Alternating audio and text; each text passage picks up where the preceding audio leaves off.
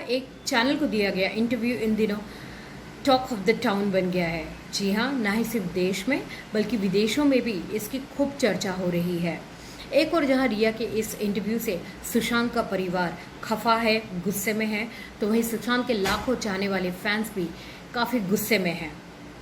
रिया, जिस पर कि कई आरोप लगे हैं, सुशांत को उनके परिवार से दूर करने का आरोप लगा है, साथ ही उनके स्टाफ को चेंज करने का आरोप लगा है, पैसे के गबन का आरोप लगा है, कंपनी के साथ हेराफेरी का जो उन्होंने अपने नाम पे सारे करवाए थे उसका आरोप लगा है। इतने सारे आरोपों से घिरे होने के बाद भी रिया को इतना बड़ा मंच अपनी सफाई पेश करने के लिए देना क्या उचित था? ये अपने आप में एक बहुत बड़ा प्रश्न चिन्ह खड़ा करता है, क्योंकि रिया अगर इतनी ही सही थी तो 2 महीने तक रिया क्यों चुप बैठी थी?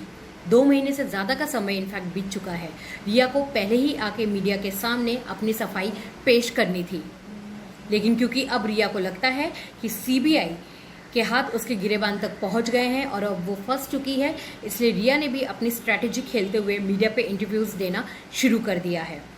अगर आपने इंटरव्यू को गौर से देखा होगा तो आपने देखा होगा कि इस तरह से लग रहा था कि जैसे ये काफ़ी पहले से प्री प्लान किया हुआ है, एक पीआर स्ट्रेटेजिक जैसा इंटरव्यू लग रहा था।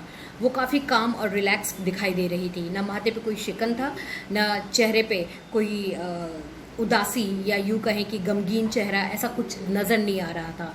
इनफैक्ट वो पूरे बाकायदा मेकअप के साथ इंटरव्यू देने बैठी थी और घड़ियालू आंसू भी बहा रही थी, जो कि बराबर से बह भी नहीं रहे थे।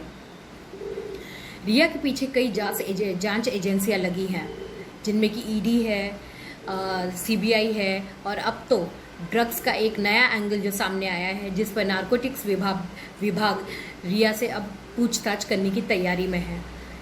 जिसके पीछे इतनी सारी जांच एजेंसियां लगी हो, उसको इतना बड़ा मंच अपनी बात कहने के लिए देना, क्या ये उचित है? वहीं दूसरी तरफ सुशांत की बहनों ने इस इंटरव्यू का विरोध किया है और उन्होंने कहा है कि ये इंटरव्यू 130 करोड़ भारतीयों के गाल पे तमाचा है। ऐसे में अब देखना ये है कि क्या सीबीआई अब रिया से, जो अंदर की बात है जिसका कि इंतज़ार सभी को था कि सीबीआई रिया से पूछताछ करे, जो कि आज हो रही है, और उनके भाई शौविक से भी पूछताछ सीबीआई कर रही है, क्या खुलकर सामने आता है। वहीं दूसरी तरफ अगर हम संदीप सिंह की बात करें, जो सुशांत का अपने आप को सुशांत का बेस्ट फ्रेंड बताता था, उस संदीप सिंह जिसको कि सुशांत के फैमिली ने पहचानने से ही इनकार कर दिया कि इस संदीप सिंह को हम नहीं जानते।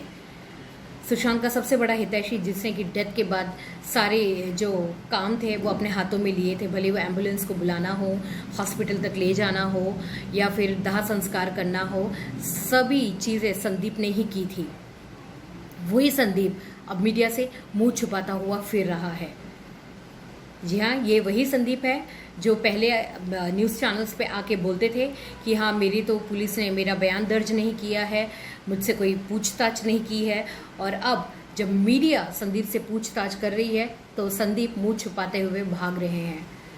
सुनने में तो ये भी आ रहा है कि संदीप देश छोड़कर यूके जाने की तैयारी कर रहे हैं, जिसके लिए उनकी पीआर एजेंसी इस पर एकदम से कह सकते हैं कि काफ़ी एक्टिव हैं। ऐसे में सीबीआई को जल्द से जल्द संदीप को पूछताछ के लिए बुलाना ही होगा, इससे पहले कि ज़्यादा देर ना हो जाए, क्योंकि अब सभी की निगाहें संदीप के ऊपर हैं। तो ऐसे में यही उम्मीद की जा सकती है कि सीबीआई की पूछताछ के दौरान रिया और संदीप से कई सच सामने आएंगे और काफ़ी कुछ पर्दाफाश होगा।